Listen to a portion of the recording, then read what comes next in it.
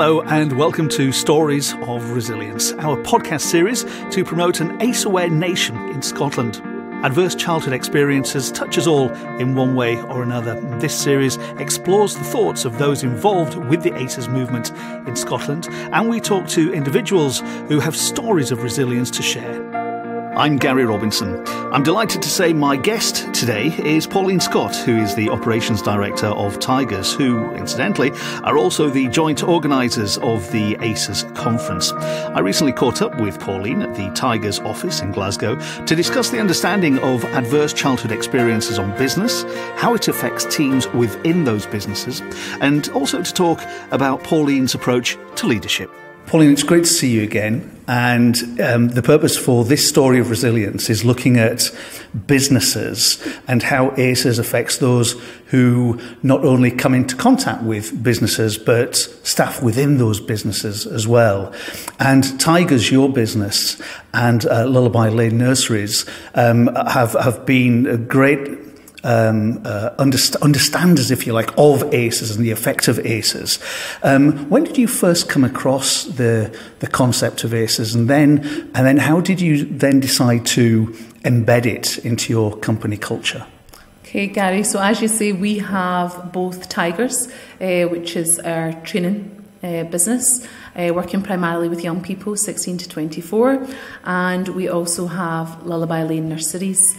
And Lullaby Lane Nurseries was created 5 years ago. TIGERS has existed for 17 years. And we created Lullaby Lane Nurseries 5 years ago to take our ethos of what we thought would be industry leading in terms of early years care. And when I say industry leading, I don't mean in terms of high grades. I mean in terms of changing the ethos of the way that we practice in early years, with putting love and humanity and compassion at the heart of our practice. We had worked with lots of early years establishments through TIGERS. We had delivered qualifications within the early years, and we had seen good practice and not so good practice. And what we started to understand was that we were getting too professional. Early years was becoming too professional.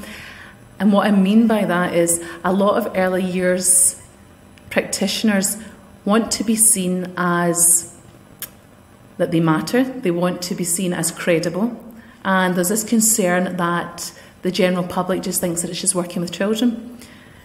But in that aim of trying to understand the importance of the role, there was a shift, I think, to a more professionalism, and that's not a word that I think is particularly helpful, because although we want to be seen as professionals, first and foremost we're human beings, and it's adults with children as human beings. So we wanted to think of a model that brought back to understanding that children just need love and safety and a place where they can thrive in an environment where they feel confident. So we created Lullaby Lane Nurseries, and thinking about our ethos and that humanity, one of my colleagues has said to me, "Have you ever heard of Dr. Suzanne Zeedyk?" And at that time I hadn't heard of Suzanne. And she said to me, "I have heard her speak, and see what we're trying to achieve here at Lullaby Lane. Suzanne talks about that in terms of attachment." And I hadn't even heard of attachment theory at that point, or how you could put attachment into practice, although I think we were doing it instinctively and intuitively. So Suzanne came into our nursery and delivered full staff training on attachment and thinking about the understanding of early child development, brain development, and the biology of children. And it resonated with us as a team, and it gave a language to the ethos that we were trying to practice. So you knew what you wanted to do, but identifying it, and so the introduction to Suzanne consolidated all that for you. It most definitely did, Gary. What it did was it gave us the science behind what we were working off instinctively. So it gave us the why. It allowed us to understand that although we intuitively knew that children need that love and connection, that the science behind that was telling us the importance of it and what was happening in the children's brains and bodies, and the effect that that would have on them, not only in the present, but what effect it would have on them in later in life. So we started to understand more and more about attachment, and it wasn't a one-off training session that we had with Suzanne, it was multiple training opportunities with our staff, because it's not the type of knowledge that you can gain in a half-day workshop. and tick the box and say I'm attachment trained. You need to know more about it. You know, it's a wide subject. So we had Suzanne in over a period of different training sessions and workshops, and then we started to share that knowledge with our parents as well, to understand that that's okay if we understand that and know that in the nursery, but we've also got to get the parents to understand it as well and to help them. And can I ask how the parents received that news? Did they welcome it with open arms? Was there an air of scepticism? Was there an answer where they were saying, well, I thought you were doing that anyway, as a matter of course, being in the profession that you are? I think there was a mixed response to it. I think some of the parents really were proud of the fact that they were sending their children to a nursery that was invested in really understanding the biology of children and understanding about early brain development and neuroscience. So I think there's a real pride from the parents in that. I think in terms of the workshops, and at first, sometimes there's a hesitation from parents to get involved because the fear is that somebody's about to tell you that you're not parenting the way that you should. And people are a little bit worried to hear. So, for example, when I first learned about attachment, my response was immediately to go back to myself as a parent. And I immediately said, oh my God, what have I done? Have I damaged my children? I didn't know this. And I had that moment of reflection. And that didn't just happen, for a couple of minutes. That happened over, a period of months where I really had to kind of reflect on my own parenting. But what I recognised was I only knew what I knew. And I forgave myself for not knowing, which made me more effective as a parent and within my role as a leader within Lullaby Lane and our overall business. So I think sometimes people are reticent to hear about it in case they think it's a judgment on their parenting. However, I think the more and more that we've shared that knowledge, and I think with Suzanne's approach, because Suzanne shares this knowledge, this science, in a way in which it's not scary. It really breaks it down. And actually, it doesn't feel like rocket science, which I have heard you saying yourself, Gary. It doesn't feel like, it feels very obvious once you hear it. So I think there was a great response from our parents, and that continues to happen within Lullaby Lane. What we then started to think about was, well, within our TIGERS business, and we've got young people, primarily 16 to 24, and through our training with Suzanne, we know that adolescence is the next big growth spurt in terms of brain development. Why do we not know about this? Why does our team at TIGERS, who are working with young people day in, day out, why do they not understand what is happening in the bodies and brains of these young people? Why do they not understand that some of our young people are presenting in an aggressive, shut down mode because of potentially what has happened to them earlier in their life? Potentially they haven't had that emotional availability from the adults in their life. They haven't had those secure attachments. So we started to bring that into TIGERS.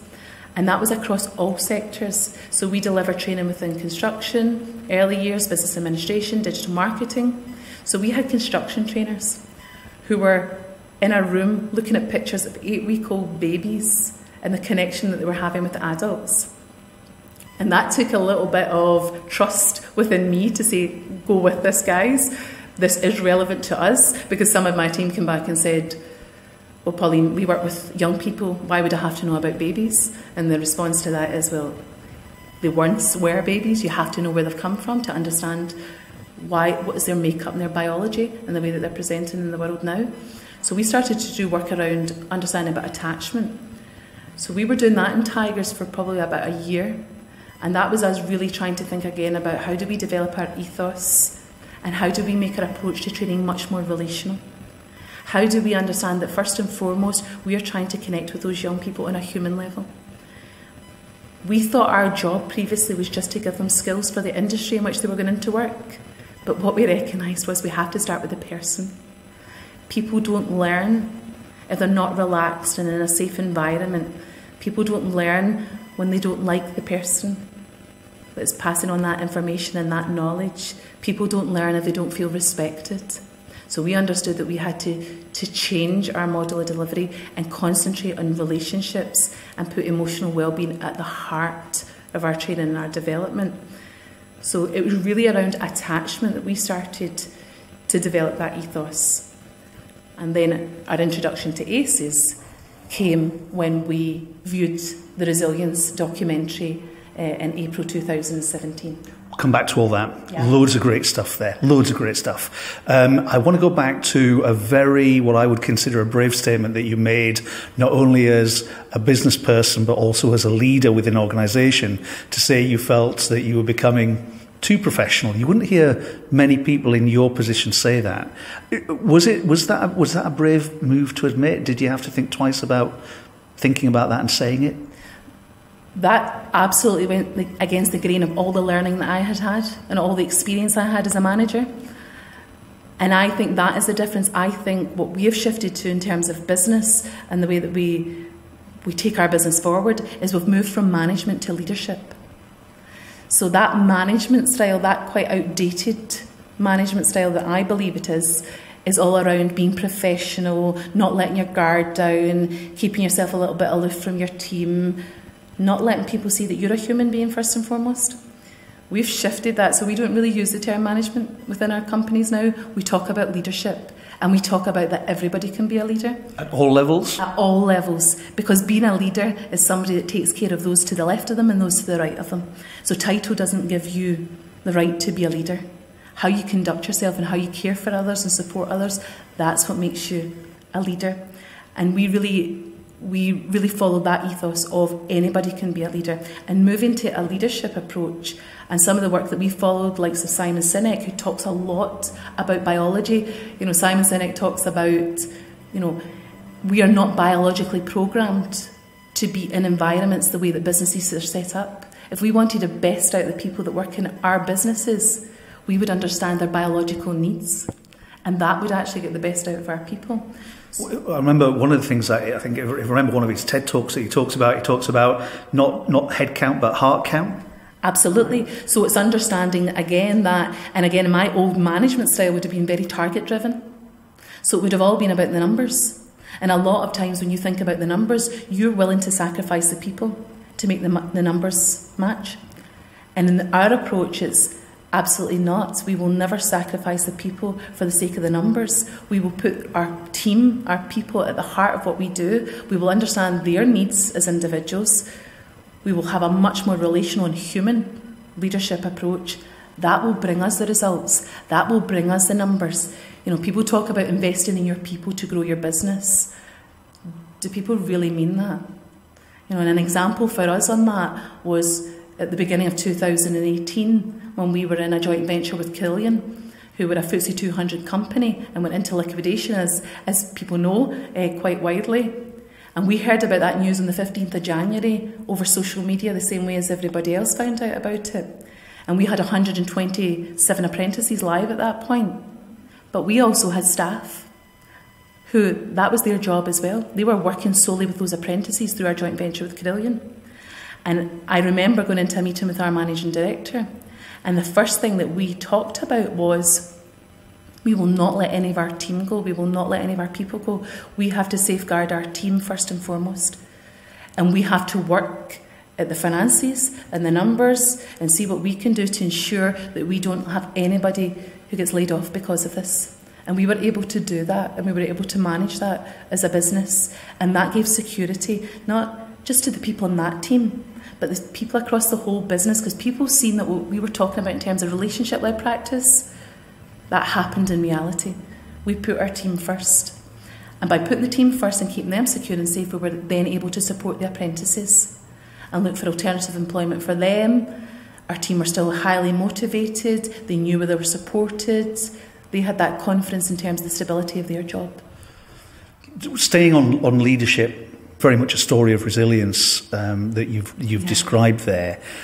I'm conscious that there will be business people, leaders listening to this, who may think that relationship-led practice sounds like too much like hard work, and that we've got to do our day-to-day jobs, we're producing X, Y and Z, our service is X, Y and Z, we simply just don't have time to take the approach that you're describing.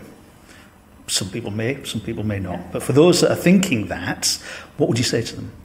I would say to them that my day-to-day job is to care for the people that work in this business. Because my job is not to be the person with all the ideas and all the vision and seal all the deals and gain all the contracts. My job is to help everybody in this organisation to meet their potential. And by doing that, that is by understanding them. That is understanding what the barriers. So when they're not performing, for example, asking myself why. Is it just because people don't want to be here? I don't believe that. Is it just because people aren't motivated or they're out for an easy life? I don't believe that. I think when somebody starts to underperform, you have to ask yourself the questions why. And 9 times out of 10, it'll be something to do with their person. It'll be something professional life. It'll be something maybe lacking in confidence. So again, when we're met with resistance by our team, we don't take that at face value. We go back in and ask why. And a lot of times when people say, no, I don't want to do that, or no, we couldn't do that, it's fear that sits underneath. It's lack of belief that they are the person that could drive that forward. So what we're trying to do with our team is to understand how do we help them to know their worth, to know their value, to develop skills and knowledge that gives them the confidence to be able to say yes. And that, being able to say yes and knowing that we have those abilities and also knowing that we're a collective team allows Tigers as an organisation to gain more business because we have the courage to take the risks, to say yes, because we know even if we fall down that there's people at the left of you and the right of you who will support you and help you get back up again. So we're no longer scared to take risks or say yes to new contracts or new opportunities. And that isn't because of my confidence, that is because of the confidence of the collective team. And that confidence comes the exact same way that confidence comes within children. If you have that emotional availability, if people trust you, and they trust you because you do what you say you're going to do, they trust you because they know that you're going to put their needs before your own needs, that's when you gain that confidence. So you've seen actual bottom line results by adopting this? Absolutely. Tigers is a thriving business at this moment in time. It's a growth business. We are experiencing the highest turnover that we've ever had. And that is because more and more opportunities are presenting themselves to us. But that is because we are taking more risks. We are exposing ourselves in areas that we haven't exposed ourselves before. And one of those examples is even within the ACES movement. Tigers of 2 or 3 years ago might not have been as willing to say, okay, Suzanne Zedike at Connected Baby, yes, let's go ahead and co-host this national conference. We might have sat back and said, no, we don't have that skill set. There's people in the country far more experienced than us and know much more about ACES. What we realised was we have to understand that our skill set and what that brought to the ACES movement and to be able to create this conference, but that was confidence that allowed us to do that. And that confidence as an organisation comes from the people within, and it also comes from the external partners that we work with. So the more we surround ourselves by organisations who are brave and courageous in their leadership, and individuals, that is contagious. That filters into our team. So we have a group of people who are real influencers, and that helps us to be brave in our thinking. I've seen your work in action, and it's very impressive. As we've talked about previously. Just describe putting some 16 and 17-year-old young men and young women studying construction in a room and talking about adverse childhood experiences and attachment. Is that a difficult process? Is there a scepticism? And if there is a scepticism, how quickly do they respond and get over it? The resistance would only come, Gary, and I've seen it because I have been in multiple sessions with young people who are willing to really expose their vulnerabilities and talk about their feelings and emotions. And I've actually asked the question, why do you feel comfortable to do that? And the response that I get back every time is that the person that's standing in front of them, i.e. the trainer, the adult who is in the room, has set the tone. So if they're willing to make themselves vulnerable, if they're willing to present to our young people as an adult who is comfortable to talk about their emotions, if they are willing to treat the young people as adults, show them that respect, they start to develop that trust. So the person who is leading has to be willing to go first. So the most successful sessions that we have when we're talking about emotional well-being is that the trainer is really confident on their own self-reflection, self-awareness, understand their emotional needs and can talk about that. Now, we do a lot of that as a team. We do a lot of that as part of team meetings and full staff briefings. So I have asked everybody in this business to bring their whole self to Tigers. You know, it's not just you leave it at the door, you bring your whole being, not just your qualifications and your experience. You bring your personality, you bring your character, you bring your vulnerabilities. That tone that is getting set with our young people helps the young people to be willing to be vulnerable. Let me think about your staff for a second. How has it affected them? So this approach sounds great. Sounds like a business that I would like to work in. How has it affected the staff, and what improvements have you seen in them taking the approach that you've just described?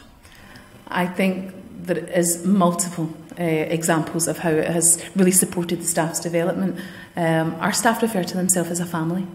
They call themselves a family, and they really mean that and they believe that. People make friendships here. And again, that's quite an old style of business to think that you can't make friends, that's your colleague.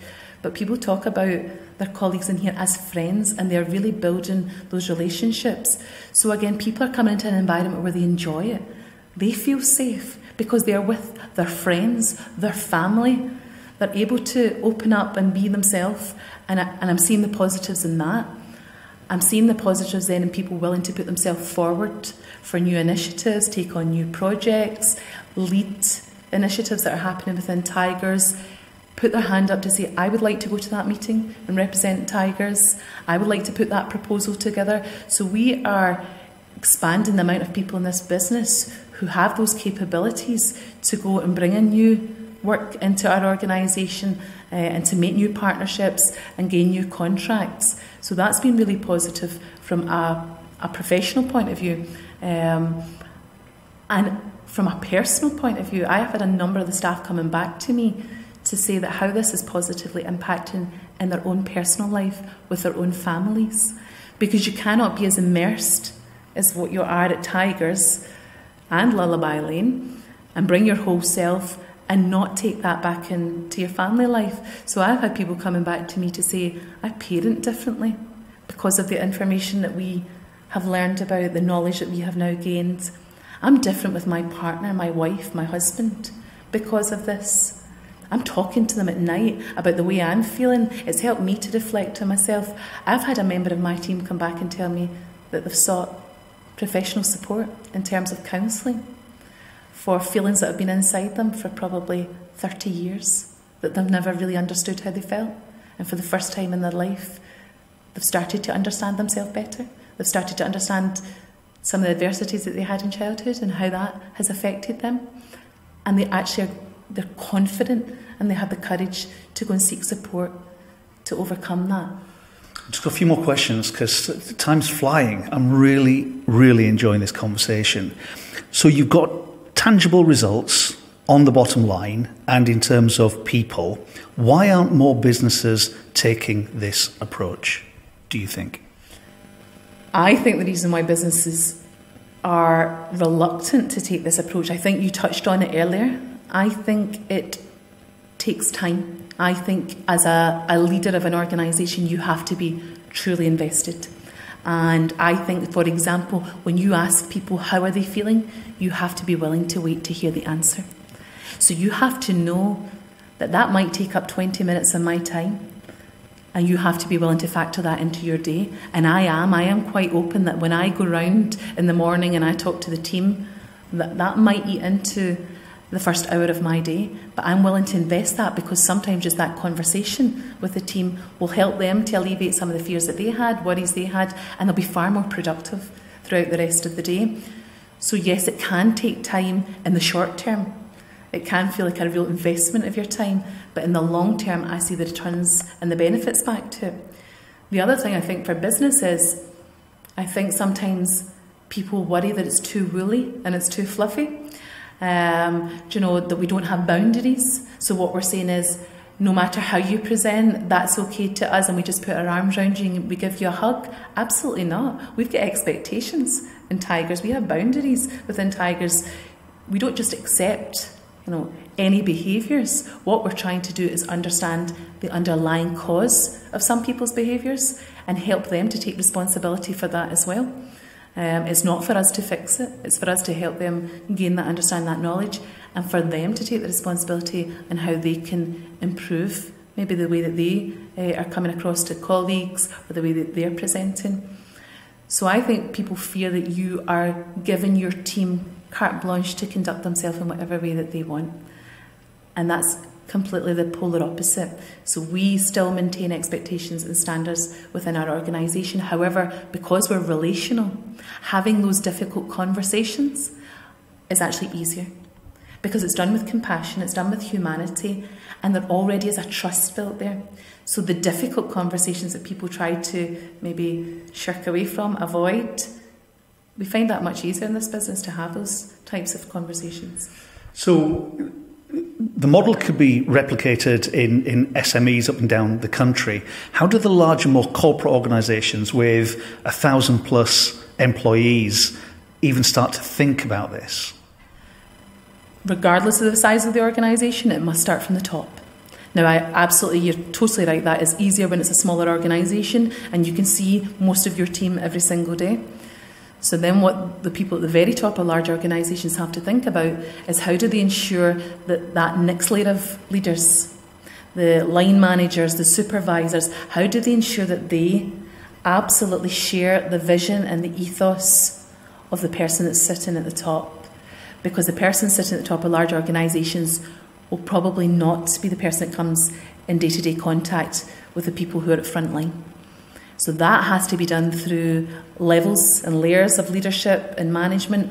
But the important thing is to invest the time with all of those leaders to ensure that they share that vision, to ensure that if anyone has any concerns about it, that that's aired before it's taken across a whole company. And that's about the trust that then is developed within that leadership team to say, I know that you understand our vision, I know that you support it, and I trust that you can go out and deliver that across the business day in and day out with the whole team. And finally, there's an adage that we both know well about it being lonely at the top. So I've got a question for you, Pauline, for you as a leader. How do you keep yourself resilient? My resilience comes from the network that I have. And the network I have is my family, the network that I have through my colleagues, the network I have with friends, with colleagues who have become friends now, and being able to share some of my anxieties, my fears, my worries, when I slip back into my default mode of, I'm not good enough. And I surround myself with people who help me to feel positive. So it's all about relationships. The number one support mechanism I have in my life is most certainly my father, from a personal and a professional point of view. He is most certainly my mentor. He is the person that I would be very confident to give all my worries, all my fears to, and I want to hear his ideas, and we bat them. We don't always agree, but we bat them back and forward with each other. When I always try to think, why is it always my father that I would go to? It's absolutely about trust. It is totally about trust. I know that he has strong belief in me. I know he will never shirk away from telling me the truth, but he will never try and hurt me. So again, that's happened for me in business because him and I have worked together in business, and it's happened obviously personally. But it's the trust, it's that the relationship that has allowed me to thrive and has allowed me to develop as a leader. And his own self-confidence and his own self-belief allowed him to step back and allowed me to flourish and thrive without him ever feeling that it never undermined him or it never attacked his ego, because he had enough self-belief and self-confidence in his own ability to allow those round about him to thrive. And that, for me, is a key skill in leadership that I want to be able to demonstrate every single day. If my ego gets in the way, and it's about Pauline Scott, it won't be about Tigers, it won't be about Lullaby Lane, it won't be about all of the staff that work. And that is the most important. I need to give people in our organisations the ability to go and meet their own potential. Pauline Scott, thank you very much indeed. Thank you. That was Stories of Resilience, celebrating individuals and organisations who are helping to make Scotland an ACE-aware nation. Find out more about ACES and the ACE Aware Conference this September in Glasgow at www.aceawarescotland.com.